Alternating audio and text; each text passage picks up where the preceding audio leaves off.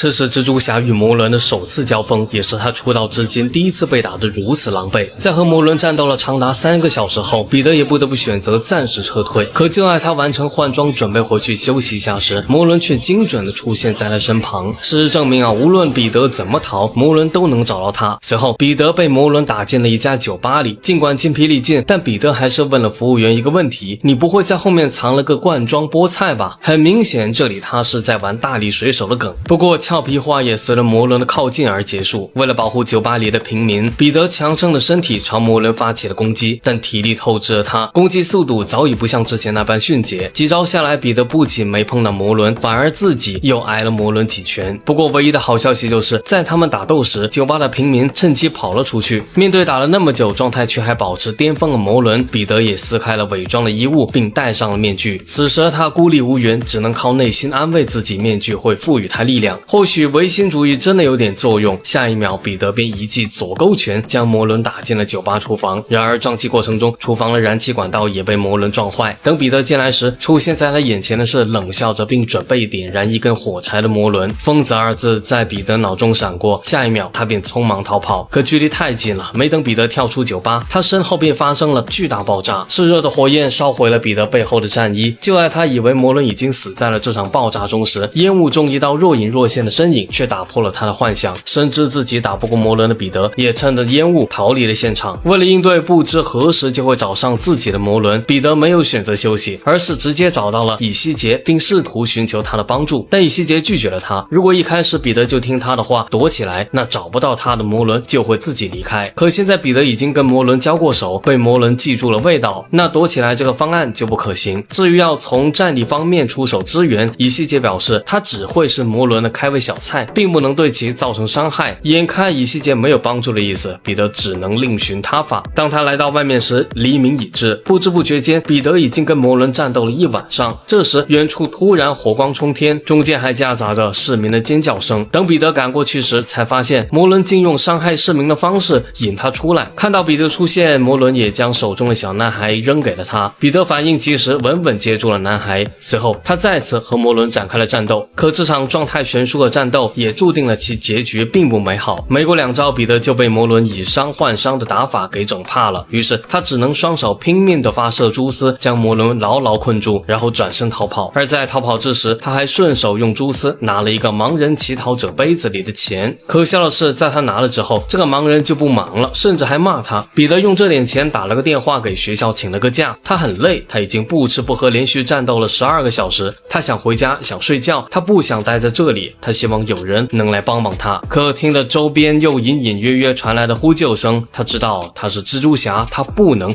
也不行。画面来到魔伦这边，他又故技重施地对市民出手，进而引出彼得。突然一根路灯砸到了他背上，原来是彼得再次赶到了现场。彼得以为跟魔伦保持距离，魔伦就不会变得那么强大，但下一秒他就被魔伦反过来砸到了墙上。巨大的撞击让彼得痛得几乎无法呼吸，此刻他的胸口就犹如着火般难受。面对步步紧逼的魔伦，彼得也陷入了绝望。这时魔伦身后驶过的汽车引起了他的注意，随后蛛丝从他左手发出，粘在了车尾，而彼得也被汽车拖着带离了现场。相较于上次的慌忙逃跑，这次彼得可以说是凄惨不已。面对魔伦，打又打不过，跑又跑不了，加上长期没有任何进食，他的体力也逐渐跟不上。可希望总是隐藏在绝望之中。下期继续分享获胜。